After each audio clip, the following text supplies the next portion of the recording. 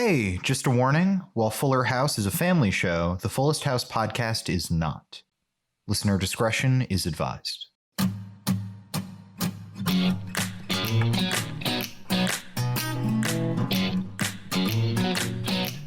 Hello and welcome to the Fullest House podcast, where we mourn the loss of a beloved TV icon, Mr. Woodchuck. I can't believe it.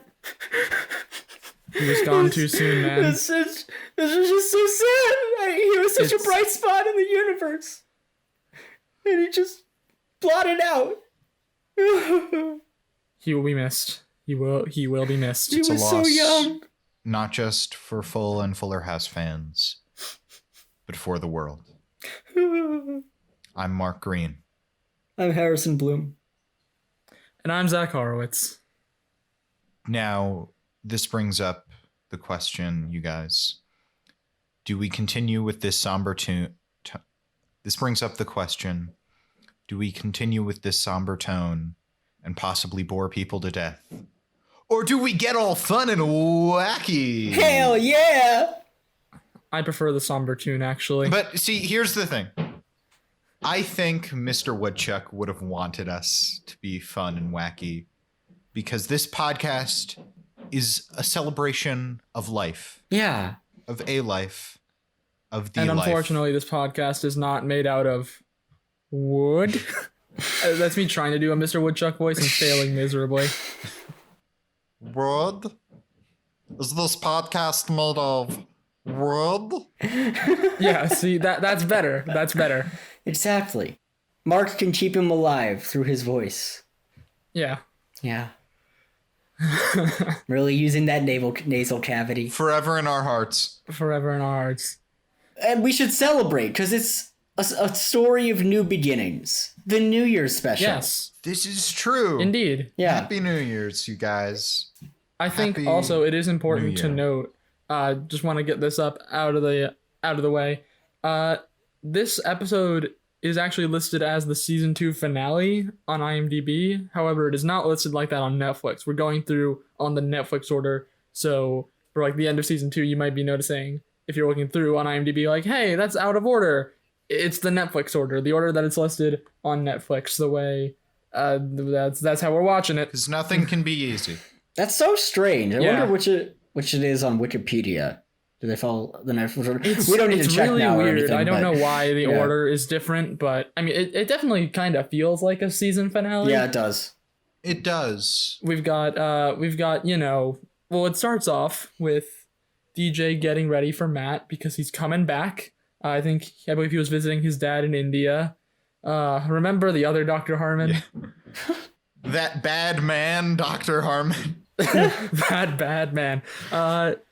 She's getting ready. She's got like a nice dress on. She's getting in position. She hears a knock on the door and she says, "Come on in, Matt." Only it's not Matt. It's the delivery guy delivering an authentic Argentinian dress for one Kimberlina Gibbler. The very creepy delivery guy. Like, he started out just sort of admiring her beauty, and then he just started, like, leering at her, like, just staring. It got very uncomfortable. And by the way, I should mention there are people doing work on my house. Mm-hmm. I don't know if you heard it, but right after I finished that sentence, there was a large bang. Oh, I thought you were just having sex during the podcast. Yeah. No, Zach. She's waiting in the wings. I'm not that inconsiderate. You're on the light side good? of Zoom. You good? Great. Are you holding her hostage? No, she's waiting. It's romantic. would your partner not wait for you to finish your podcast to have sex? No, you know what? You got a good point. That's fair. You think we're just animals who have to take advantage of every urge, every moment to go to Bone Zone? No, I'm just saying it sounded like he was keeping his partner in the corner, and I don't know, like maybe she does want to be there. I don't know. I don't judge, but just wanted to check in and make sure. Look, I have the utmost faith in you, Mark. All right, I trust you. Thank you. I appreciate that. You're welcome.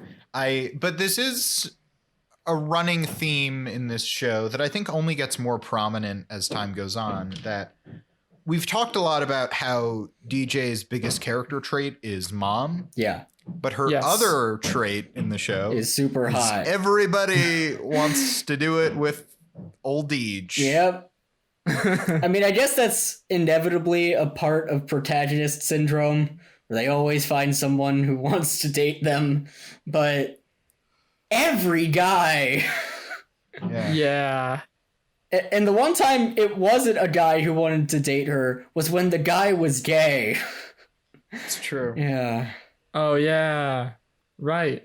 The Irish episode. But yeah, DJ gets all hot for the mailman, who, as it turns out, is not Matt. Which was the He biggest could twist be of the Matt. episode. We don't know his name. His name could also be Matt. That's true. It's a pretty common name. Yeah.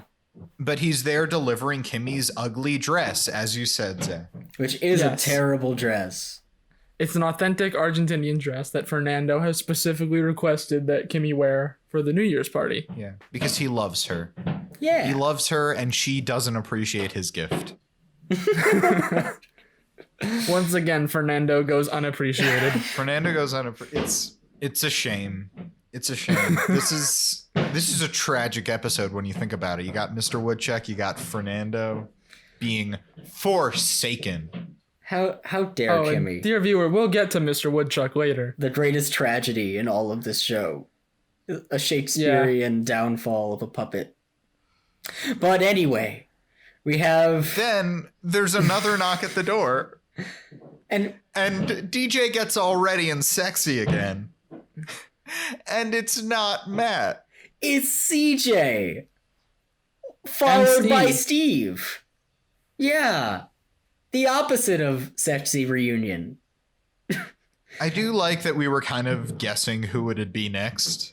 I think mostly Yeah. we were saying Fernando. Yeah, we were saying Fernando. Well, I was saying Steve for the first two, and then it was Steve, and then I kept saying Fernando. wait, who were the first? Wait, it was the first. It was two, the mailman, then it was Steve. CJ and It Steve. was Steve, and then the third. Was there a third? I felt like there There was was a a third. third. Yeah. All of the parents. It was Full from House. TV's Oh, Full right, House. the whole cast of Full House. That's right. Yeah, the cast of Full House shows up. No, it was the New Kids on the Block.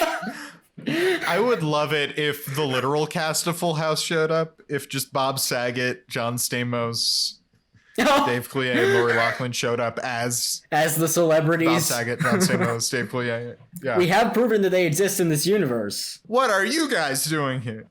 But Steve tells DJ some news, you guys. Oh, really? Do tell.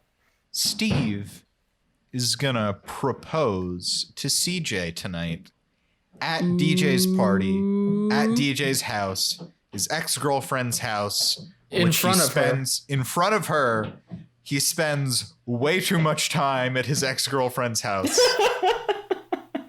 He has DJ write his proposal for him. He wants her help writing the proposal for him. Yeah, he comes in and he tells DJ what he's got so far, and I'm gonna just do a dramatic reading of what Steve has had prepared at the beginning of this episode. Okay. yes. CJ. And that's it. Yeah. Yeah. Can I do a take? Can I do a take just for you? Yeah, go for it. CJ.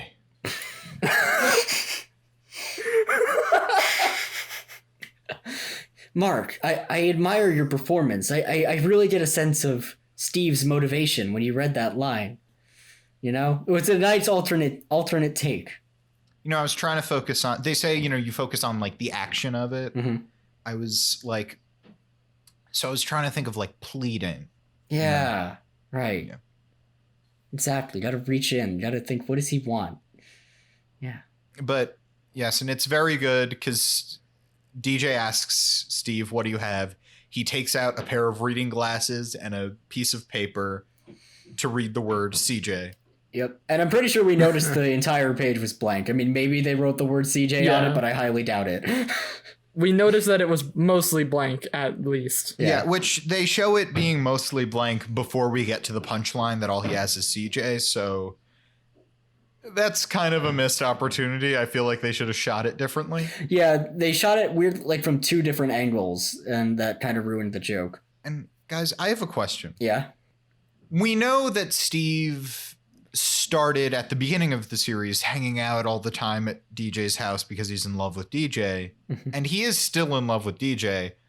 But now that he has a girlfriend, why don't you think he hangs out at his house? I want us to get to the bottom of this. Or why don't you think he hangs out at her house? I want us to get to the bottom of this. My theory. Yeah. CJ doesn't have a house. They're homeless. that could be it. Oh, Maybe my they live in a God. boathouse. They are on the water, I think. Yeah, San Francisco is on the water. Yeah.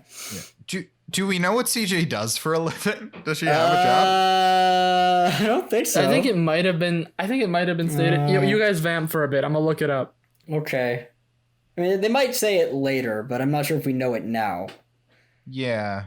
I mean, like, working theory, she doesn't have a house. Yeah, that's definitely possible. There's no joke go homeless problem in this country. Steps need to be taken. And especially, I think, in San Francisco, right? Yeah. There's a big one there. There's a big problem there. Fuller House is a really socially conscious show. These are the issues that they're dealing with. Mm-hmm. Yikes. Poverty, homelessness. What to do when your annoying little brother wants to hang out with you on New Year's Eve. Go ahead, Zach. Okay, so according to the Fuller House wiki, there's no specific job labeled. However, under her full name, it does have the prefix doctor. So she's some kind of doctor. I think it is mentioned in the beginning, or it's like, I think the whole thing is that, like, oh, she's a human doctor, but DJ is an animal she's doctor. a human doctor. That's right. Right.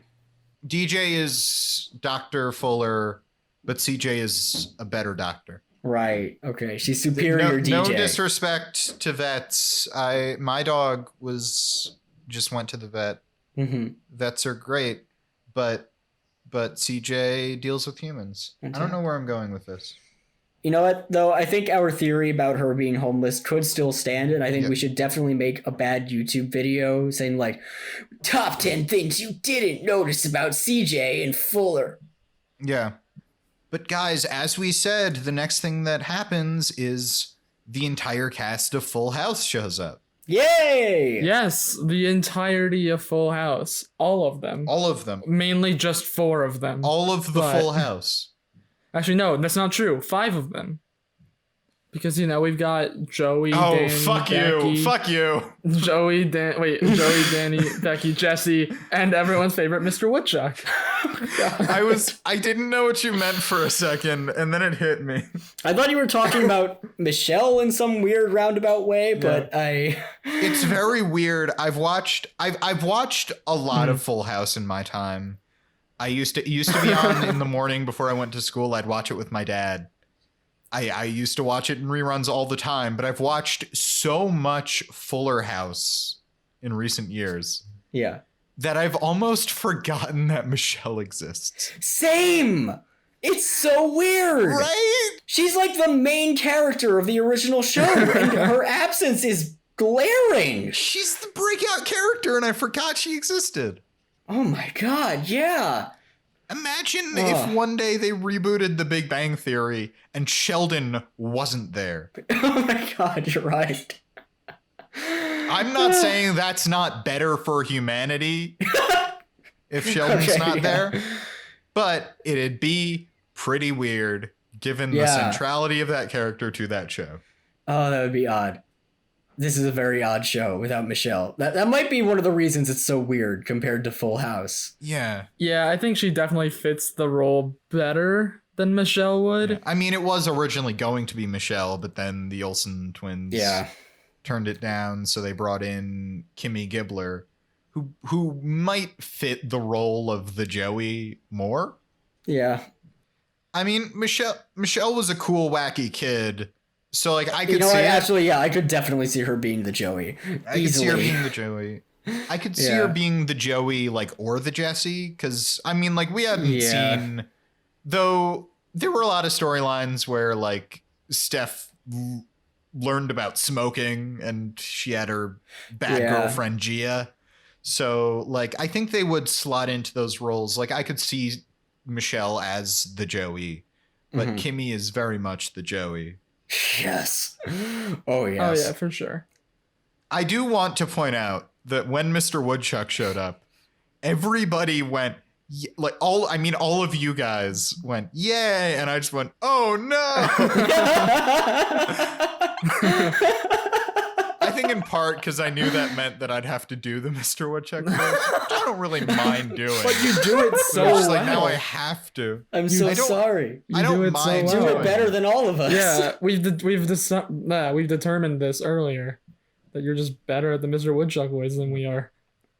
Look, even if he wasn't in an episode, if you guys really wanted me to do it, I would. There it is. Would do the voice. There it is. Like would. There it is. Like on a tree. Oh, I didn't expect that. Got him. Subverting expectations. Got him. This is why we need you as Mr. Woodchuck. Happy to be here, guys. Yeah. Anyway, next. Next thing. Mr. Woodchuck shows up and everybody leaves the room immediately. Oh, that's right. That was so Right, sad. Yeah, nobody loves Yeah. Mr. Woodchuck. TV icon, Mr. Woodchuck. Nobody loves Mr. Woodchuck like I do.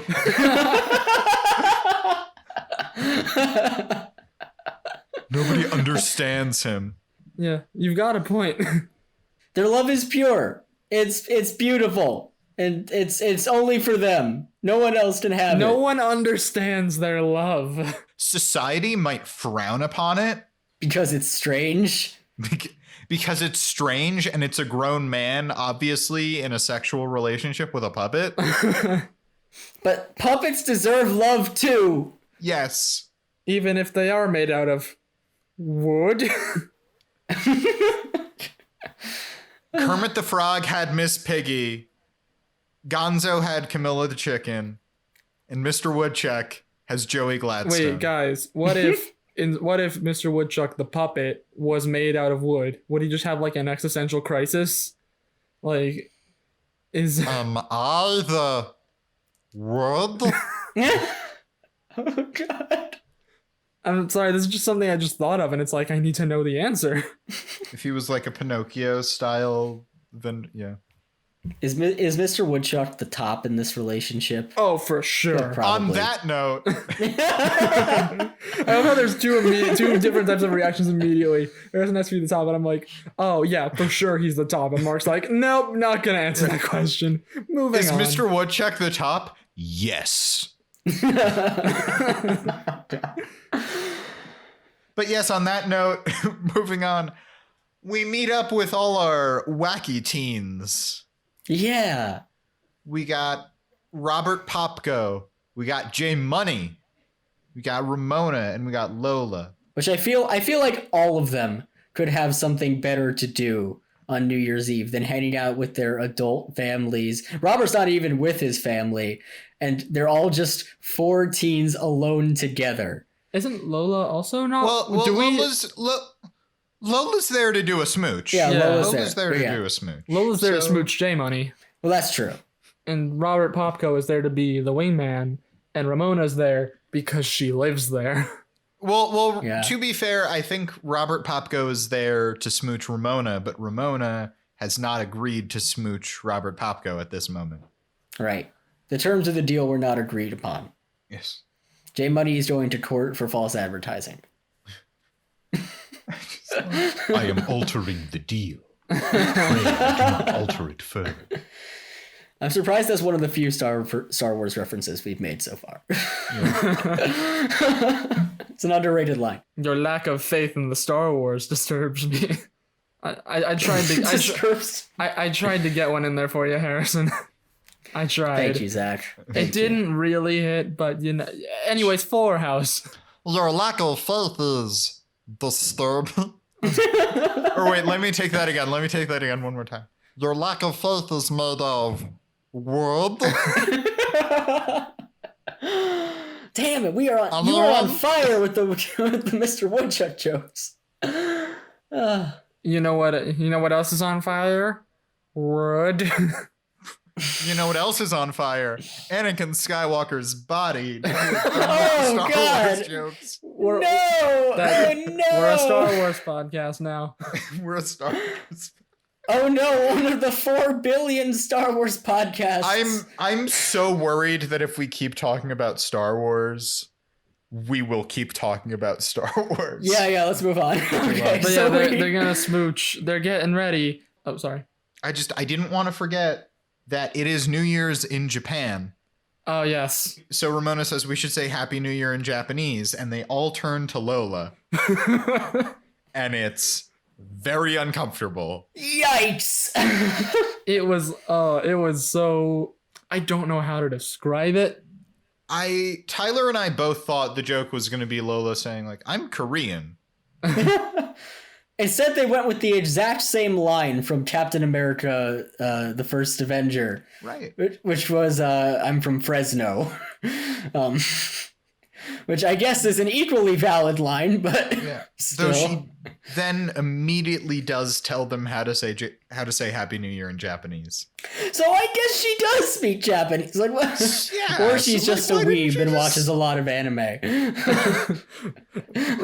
Lola, you're a huge weeb. You know something about Japan. Don't tell me with the amount of K-pop you watch, With the amount of K-pop and anime. and you haven't picked up some anime along the way. Yeah. So that was a super uncomfortable moment. But yeah, But- when they're taking their picture, Max runs in and he's all like, "Mom said it's my turn on the Xbox, but not really. Mom said I have to party. It's my turn at the party. I want to have the party. I want to come join the party." Yeah. And he says it exactly like that.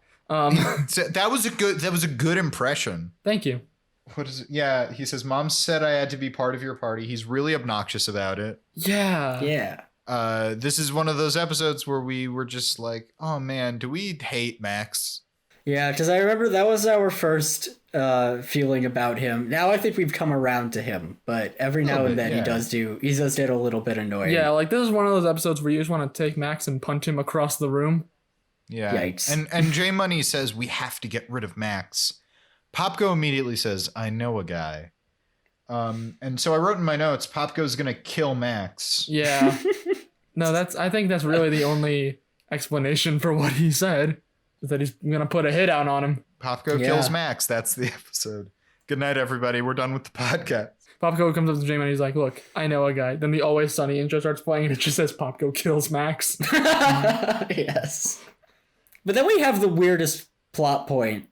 Oh wait, there's 2 more plot points we need to address. Jesus, there's a lot of plot lines in this episode. Yeah. There's like a B, C, D, even an E plot It point. goes down to like a Q plot. I don't know. I don't even know how they managed to do that in a 20-minute episode, but I 100% know what I think the weirdest plot point is, but we're not there yet.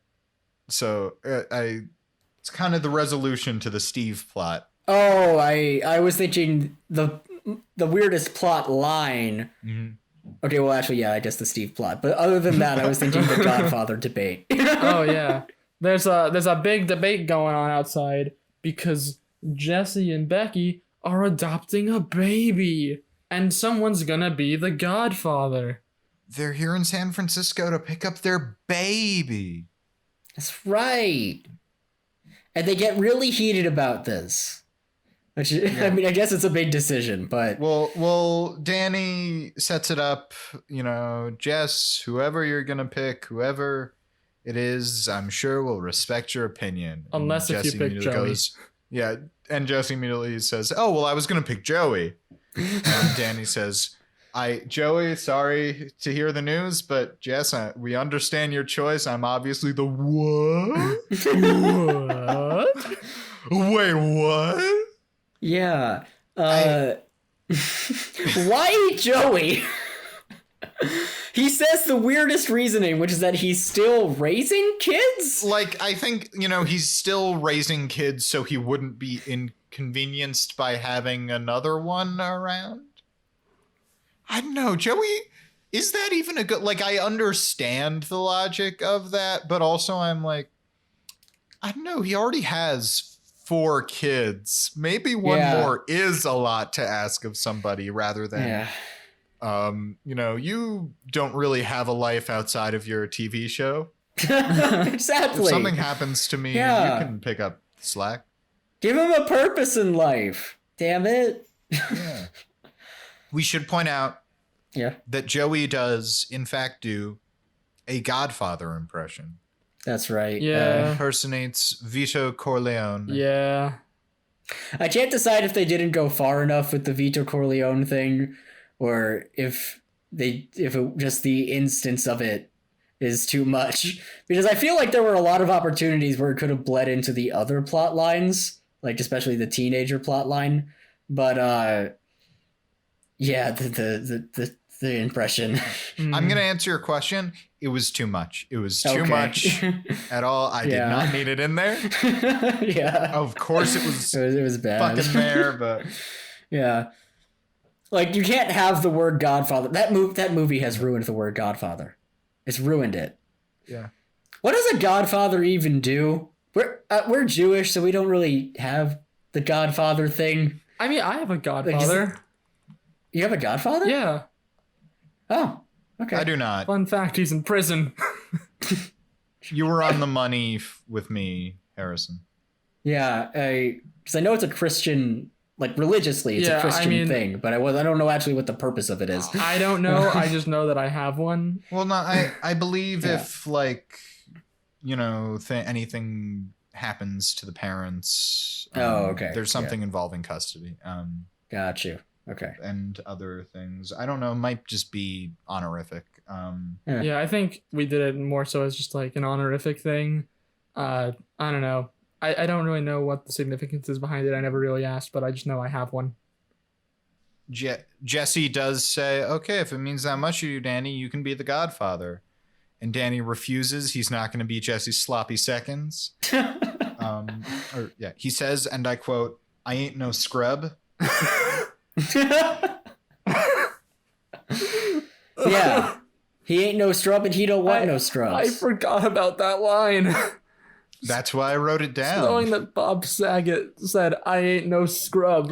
But to be fair, no, I think it's that Danny Tanner said it. Bob Saget has said a lot of stuff. Oh, no, yeah. You know what? That's fair. Bob Saget has said a lot. Danny Tanner, on the other hand, is the squeakiest clean man.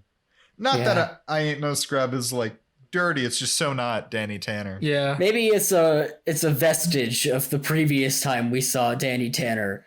And the sadness that emanated from that. Midlife crisis Danny? Yeah. I want an action figure midlife crisis Danny. Yes. It's a special variant. You have to collect a different body part. He smells like cold pizza. Yeah. So then he decides, well, if Danny doesn't want it, I'm going to just give it back to Joey then. To which Joey also does not want to be the sloppy seconds. You know, you gave it to Danny, then I don't want it anymore. So now what are they gonna do? What are they gonna do? We should also mention the very important scene before this. So important that we forgot about it, and I didn't even bring it up because it's not really all that important. Oh, right. I think I know what you're talking about. Well, first, Fernando spills wine on his tie because he's so damn upset that the dress never came. The mail lost Kimmy's dress. Yeah. It never came. Online tracking says it came, so he went to every house. Every house. It's just screaming. That's a story in and of dress. itself. Which, like, I don't think this is a Fernando is stupid moment. I mean, mistakes happen, and it's an entirely believable line that the dress was like lost in the mail. But the fact that Fernando went door to door, banging on the door, demanding to find his dress, means that Fernando must be like so extra. Oh, it does make sense. It does make sense for his character. Yeah, I think we might have forgotten to do some spin-offs in the last couple episodes, but this is just our spin-off for the episode. Is just the adventures of Fernando, what he does on the side while all the other Full House 4 House shenanigans are happening. It's just, and the pilot is he's running down the street, banging on doors, exactly. shouting, "Where's my dress?" Where is my dress? Don't call the police. It's the life of former Formula One race car driver Fernando Guerrero Gibbler. Former, or is he still a very famous race car driver? Well, he never leaves to go driving again. At least I don't think. No, it's off season. He is still a driver. Zach, we're pitching a whole spin-off about what happens to Fernando off screen. You know what? That's fair. Yeah. That's fair. I imagine he has a lot of adventures off screen, not including but not limited to Formula One racing. Unless we want to give him a new job in the spin-off. Maybe Fernando opens a deli? Yes. Mark, you might be getting a little ahead of yourself here. I am getting a little ahead of myself. I'm making that joke entirely independent about what actually happens in the show. I said the joke, then remembered, oh wait. He actually does start a deli. I thought you were referencing that. I was like, I don't think Mark remembers. I was in fact referencing the spinoff from our original hypothetical sitcom, Koala-ty Time. Ah, yes, Yeah. Koala-ty Time. Yeah. Which I don't think we've talked about Koala-ty Time on this podcast. Koala-ty Time. Should we leave the fans to piece together what Koala-ty Time is, like, over time, anytime we mention it? Or... I mean, I don't know. I feel like from the title, Koala-ty Time alone, you can already kind of tell what the show is about. Yeah. The title is half the premise. Yeah, I mean, hold on. We're gonna get on. Let's give you a 5-second pitch. Mark, you want to go for it? Okay. So, you guys have heard of, shows like Friends, right? So, we were thinking of a new show about, like, what it's like to be in your 20s, to be making your way through the world and really figuring out life in the big city. And so we thought it'd be like, like these two roommates trying to figure stuff out, make their way in the big city. And their third roommate is a koala. The koala can talk. Sold. The koala can talk.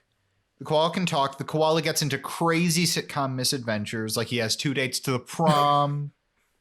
like his parents are visiting and they're divorced, but they didn't tell him. Yes. If you're wondering where the idea came from, it's very natural. We were hanging out. Someone said the word quality. I heard koala-ty. And somehow that became a TV show. Yeah. And then it just kept going. We just made like a whole talking animal cinematic universe. Well, yeah. Well, Yeah. that's the reference I was making was to the spinoff Panda-monium. Yes. Yeah. Where their neighbor moves away and opens up a deli with a panda. Exactly. Yeah. And then I don't know if we did this with our high school friends, but you at least, Mark, came up with Hawkward about a hawk in high school. It's An a teen awkward version of drama. high school. It's a teen drama. This one is a little more serious. Wasn't there Yeah. also a Dear Diary? Wasn't that also another Dear one? Diary. Oh, that was the teen drama. I thought Yeah, Hawkward was a right, teen right. drama. Hawkward, I think, is a high school comedy. Dear Diary is a high school drama. Okay. I was Gotcha. checking my phone to see if Tyler butted in telling us to move on, but apparently Tyler is okay with all this talk about Koala-ty Time and its various corollary shows. He did just send me a 10-minute warning, so we should get back to the show. So, oh god, we have so much left to talk about. There's a lot in this episode. There's so much. We are like just almost halfway through the episode. Okay, speed round. Jesus. Yeah. Okay. Speed round. So Jimmy's feeding the baby. He says to Steph, maybe we'll have a baby someday. Then after all the dads are hanging out, Steph is with Becky. She said they're talking about babies and Steph says, I can't get pregnant and I haven't told Jimmy that. Becky says something in response to that. I thought it was strange because I completely forgot that Steph can't get pregnant. Yeah. Oh no. I thought they were going down when they were doing the Jimmy says we should have a baby someday and Steph gets uncomfortable. I thought they were doing the classic thing of like, geez, Jimmy, you're moving too fast for me. That's how Yeah. Steph sounds. That's a good impression of Stephanie. Exactly. Yes. It's exactly on par with the quality of my Mr. Woodchuck impression. So yeah, they have that conversation, and then gee, which plot point is next? Okay, so Speed round, let's go. Speed round. So the kid, this is why I take notes, you guys. So it's 9:30, and the kids trick Max into thinking that it's midnight, so then they can have him go back to sleep and be away while they continue to party, and then kiss at midnight. And can I voice a problem with this plotline? Yes, you may. What happens if Max is there at midnight? Can they not kiss? I get that Max is annoying and they don't really want to hang out with him. He's so weird. But what really are the stakes? What are they even doing? They're just sitting in J Money's room. They're not doing anything. They were going to hang out with the adults anyway. Honestly, it is so realistic to bad New Year's parties when you're a kid and you're dragged to, an adult party. Yeah. Where it's just you're shut up in somebody's room, you're not really doing anything, and you're just hanging out until midnight and then you can go. Yeah. Yes. They were always so miserable. I was always just like, I would always be forced to dance and think, God, why do people like doing this? It's so late. I'm so tired. I thought you were going to say, I was always forced to dance, and I always thought, dear God, why have you put me in this situation? Why? I was looking up at God just to ask why. Nah, not that bad. But anyway. Yeah, so they're not doing much, and which again is very realistic to the situation. But what happens if Max is there? Just tell him to leave and kiss. Yeah. Make out then. Just kiss, make out at New Year's. Yeah. What does someone have to kiss Max? Well, yeah. Max has a girlfriend. Yeah. Max has a very serious. Yeah, she comes later in the episode. J Money really didn't think that through. Yeah. Literally, all they have to do is keep him occupied until Rose arrives. That's it. Yeah. 100%. But instead, they trick him into thinking that it's already midnight. Max is very underwhelmed. But before he leaves to go to bed, he says, J Money, you're the best brother anyone could have. Just laying it on real thick. Yeah, that also Jewish point out skill. He doesn't even use the term J Money. He refers to him by his human name. By his real human name, not the god name. Not the god name of J Money, yes. His epithet. J Money, conqueror of worlds. J Money, the thunderer. Fernando and Kimmy go into the living room, and Fernando's talking about how angry he is that they lost the dress. And then Cosmo walks in holding the dress in his mouth. Oh, Cosmo. Fernando says a line that I had forgotten, but might now be one of my favorite Fernando lines, which is he's in the middle of a sentence and he goes, say what? I think it's more along the lines of like, well, I'm just upset that I couldn't find the dress and it got lost in the mail, and now Cosmo has the dress in his mouth and say what? Say what? I can't. Say what? I wanted. Say what? I did. I hit the high note. I was setting you up for the clone high bit. I tried doing the clone high bit earlier and I couldn't hit the high note, and I just did it. Oh, I'm so proud of myself. Zach, I'm really proud of you. I'm proud of myself. I'm really proud. Congratulations, Zach. You finally hit the high note. I know. Tyler, if you could edit in some cheering, just. Thank you. Oh, you're far too kind. Oh, wow. I really was not. I was not prepared for this. I did prepare a speech though. Well, go ahead. Anyway, no, this is my Oscar moment, Harrison. You can't. No, guys. Tyler, if you could edit in music playing Zach off.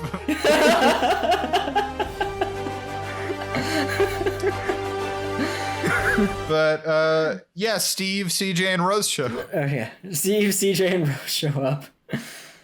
Max is already in bed. Rose wakes him up.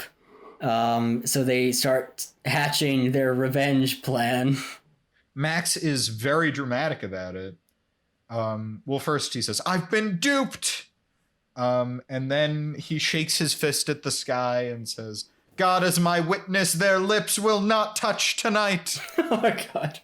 He's going to sabotage the teens' New Year's kiss in revenge. Also, the way he did it was legitimately clever. I really liked that. Yeah. They're all getting ready. They got the boys in one side, the girls in the other, and they go to leave the rooms, but the doors won't open. Yep. Because they're tied together with a rope. I do also want to say, Rose says to Max, "I've never seen this side of you. I like it." And is Rose Max's Lady Macbeth? Rose likes bad boys. Yes. She's gonna, like, his darker tendencies were already there, but she kind of... She brings them out. She enables him. Manipulates them and brings them out, enables them, and convinces him to kill the King of Scotland. Yeah. Yes. Exactly. So Max can be the King of Scotland. I feel like that's Max's ultimate goal in life, to become Scottish royalty. Yeah.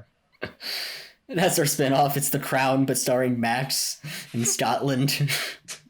It's The Crown, it's in Scotland, and it stars an 8-year-old. Yes. Like Narcos and Narcos Mexico. It's The Crown, Scotland. I thought you were going to say Narcos Jr. Narcos Jr. Anyways, speed round. Okay, next scene. Mark, go. J Money tells Popko to tone it down. They both spray cologne and step into it. Then the doors can't open. They're tied together. Then DJ foils Max's plan. DJ frees the kids. J Money apologizes, but Max is still upset. And then we go back outside with our Full House dads. Yeah. Full House dads. Still arguing. A lot has happened in the episode since we last saw them arguing outside, and they are still there, still arguing. And this is when it gets ugly. They have a roast battle. Yeah. They just start insulting each other. It's great. You know, like, it just starts off, Danny goes to Joey and he's like, "Look, Forever is not my favorite song." To which we all responded with, "Oh!" Or at least I did. That's what I responded with that to most of the insults. Yeah. Which Jesse then, when Joey agrees that Forever is overrated, Jesse then tells him, "Well, I don't like Mr. he says, "I hate Mr. Woodchuck."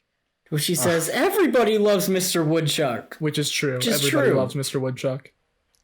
And then he says, "At least Mr. Woodchuck doesn't dye his hair."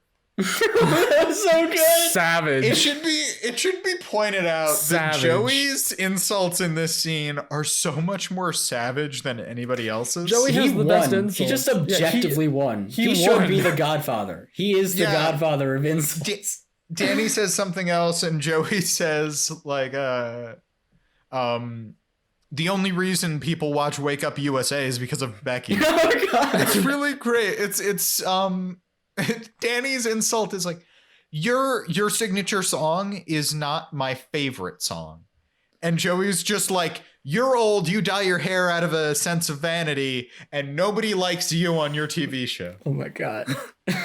It was so good. Joey won this. Joey's very good in this scene. for and sure. I do not compliment Joey lightly. However, this does. Then Max, wait, is this Max comes in. is this the part where the sad part happens? Well, Or is that later? that's the button of the scene. First, Max comes in. It's the same scene, but first Max comes in saying, "I'm angry at my brother." Right. And all the dads are like, "Angry at your brother," and they look at each other and are like, "We can understand that." And they tell Max, like, "But you know that deep down you love him and you care about him, and you should all just hug each other and get along, and that also fixes their problem." Yay. Except it kind of doesn't, because we still don't know who the Godfather is. And then Jesse throws Mr. Woodchuck over the fence. Yeah, they all make up because they're just so wise. And Uncle Jesse throws Mr. Woodchuck over the fence. How mean. Mr. Mr. Woodchuck was innocent in all this. Fly away. You keep Look, cutting out, and I can't tell if it's like you can't hit the notes and your voice is going out, or if it's... Oh no, I think it was just internet. Yeah. But Okay, yeah, I felt like I had to just really do a little musical number. I understand. Musical bits. I understand, and I was gonna say I understand, and also musical bits. Yeah. Anyway, but next, Steve is practicing his vows with DJ. He's not getting it right. So DJ says, start again, say your vows. And who should walk in, inevitably, but CJ. And Steve is about to explain what's happening, but he just can't get the words out. And so they then run after her. Speech is failing Steve.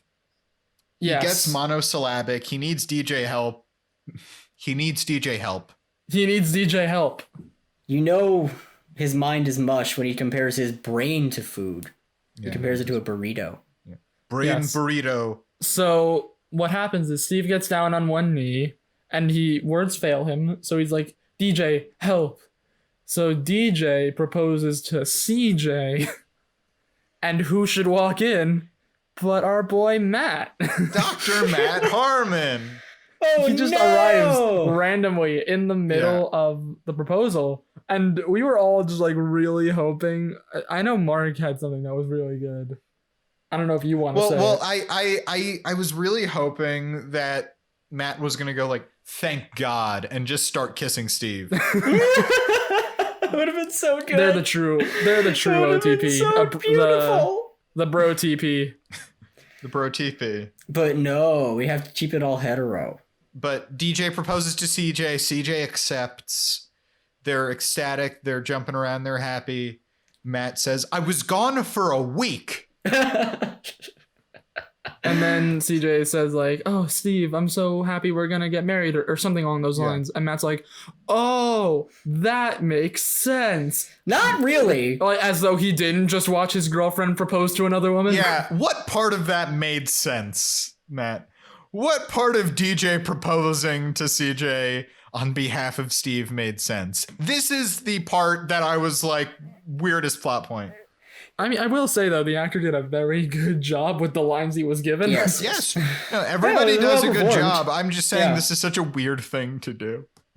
Oh, yeah. I thought what DJ was going to say was, CJ, will you marry Steve? And that's when Matt was going to say, oh.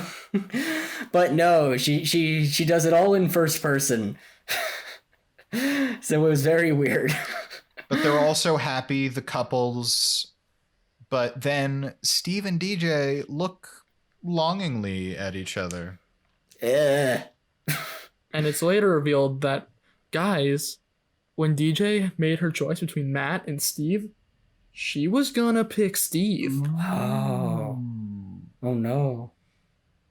Drama. But it's okay, because she's happy with Matt, and Steve's gonna get married, and I'm sure there will be no other shenanigans in episodes or seasons to come. Exactly. Everything will go over without a hitch, and they'll be happy forever. Yeah, what is this, Fuller House? Kimmy shows up wearing Fernando's ugly dress. Fernando says to her, oh, I love it, and you were right, it's hideous. That was beautiful. Stephanie talks with Jimmy. She says that she can't have children, and Jimmy's like, it's okay, I can't get pregnant either. Yeah, she says, I can't get pregnant. He goes, neither can I. Which is a wonderful line. Best boy. Our best himbo. Jimmy Gibbler. It's New Year's. They release the balloons. Ramona kisses Popko. Of her own volition. Although I do want to say it hits midnight and it just like pans over with everybody kissing, and when it gets to Ramona and Popko, they do like an awkward high five. That was beautiful. Which was great. I love how it was still understood by Ramona that something had to happen. So awkward high five. They did kiss later though. You're right. Yeah. Well, because Popko says like, it's okay, I don't need a kiss. I'm not gonna pressure you or anything. And then, out of kindness for the gesture, she kisses Robert Popko. This is a sad thought, but can we agree that Popko is like the type of middle schooler who will later like claim that he had sex with like whatever imaginary girlfriend he has in middle school? Yeah. 100%. It's so sad. Is there anything else we want to bring up? Jesse and Becky show up with their baby. She's named Pamela after Danny's deceased wife, DJ, Stephanie, and Michelle's mother, which is very sweet. And that's the episode. Yeah. All right, cool. Now, that means it's time for a very special edition of Sad Boy of the Week. I'm sorry, I didn't have a better transition, but it's Sad Boy of the Week time. It's become, sort of custom to do this at the end of the episode, so yeah. Yeah. I have one nominee, and I think it's a strong one. Yes. Go ahead. Dr. Stephen Hale. It's a very strong That's a strong nominee. I think my nominee... Hold on, I'm thinking about this. My nominee is Fernando.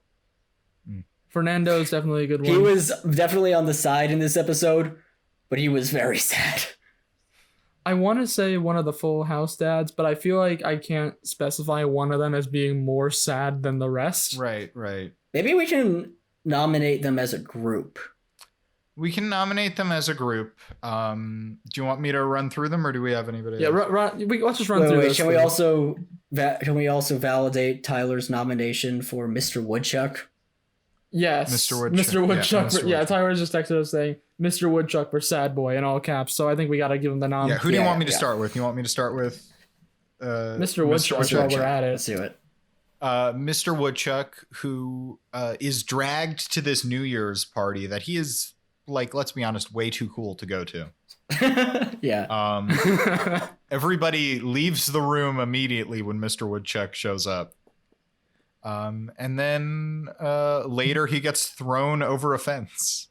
And as Tyler points out, never even got suggested to be Godfather. Exactly. Yeah. So mean. How rude. Yeah. How rude. What a great turn of phrase, Harrison. Where did you come up with that? I got it from an obscure sitcom. You wouldn't know it. Okay. Anyways, let's move on to the Full House dads. Full House dads. I forget exactly the beginning. I guess it's pretty sad that Joey's brought Mr. Woodchuck here. It is. I think the main thing is, one, Danny expects to be named Godfather automatically. God, isn't. Yes. Then they all argue for hours on end about who's Godfather. They lay into each other with insults, Joey with particularly true and hurtful ones. Oh, God. Yeah. And they never decide who is Godfather. Never. Yeah, that's never resolved.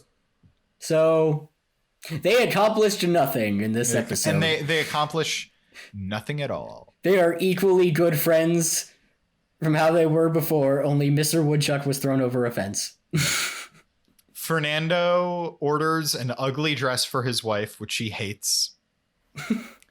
And she doesn't even have the courage to tell him. Yeah, she hides it in the doghouse rather than telling him about it. He assumes it was lost in the mail because he trusts his wife. So he runs around the street, knocking on doors and almost getting the police called on him. God. He spills wine on himself because because he's so angry. He is complaining about it to Kimmy and finds out the truth that she has lied to him. He tells her goodbye forever, meaning like he's leaving his fiance because she lied about this dress. Oh yeah, that's another thing, is that he says goodbye forever and then expects her to leave despite this being her house. Yeah, which is pretty sad. Expects her to leave despite it being her house. Well, I mean, yeah, he's not going to miss the party. He's not going to miss the party. And then when she finally does wear the dress, he agrees, I have no taste, it's hideous. And finally, Dr. Stephen Hale. Dr. Stephen Hale. Who's really sad in this episode. Really sad in this episode. Oh, boy. He shows up with out-of-date New Year's supplies that they got for 90% off because they're for the wrong year. Yep. He plans to propose to his girlfriend at his ex-girlfriend and the love of his life's house in front of her. He also has her for no reason. His that was proposal the him. next thing. He hasn't been able to write a proposal and begs for her help. It's a very weird relationship. Mm-hmm. He can't remember the proposal and just can't get the it in words his out. thick head.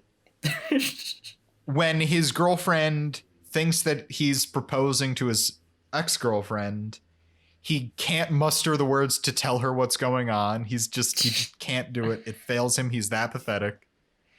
All speech whatsoever fails him, to the point where when he's asking DJ to help, he says, "You propose. Here, ring. Take ring. Fire bad. Fire bad. Fire bad." Oh. DJ, he makes his ex-girlfriend propose for him. Oh, And God. then when his girlfriend says yes, he looks longingly at his ex-girlfriend because he's still definitely in love with DJ. Oh, God. Yeah, I think my vote's pretty obvious. I gotta go for Steve this week. I think it's just so obviously Steve. I'm voting for Steve. I was going to stick with my nominee, but yeah, it's Steve. Steve won. Yeah, Just objectively. He's just so sad in this episode. He is really sad. I also have some big news. Yep. With this win, Steve is now officially tied for first place all time in the Sad Boy leaderboard, tied with the one and only J Money. I like Oh that my over God. time it has been shaking out exactly as we thought it would, except for Fernando. Oh yeah, Except for Fernando. But- we haven't but- gotten as many Fernando. But it's definitely Steve versus J Money. Oh, my God. How many wins does Fernando have? I'm curious. Fernando has 2. Okay, only 2. Wow. J Money and Steve both have 4. Okay. Oh, okay. He's not that far behind. Yeah. I mean, they've doubled his wins. Yeah. Yeah. But yeah, I think that's it for the episode. Please follow us on social media. We are Fullest House Pod on Twitter, Facebook, and Instagram. So please follow us, recommend us to your friends. Keep listening, you guys. And until next time, may your houses be fuller and may your holiday greetings be in Japanese.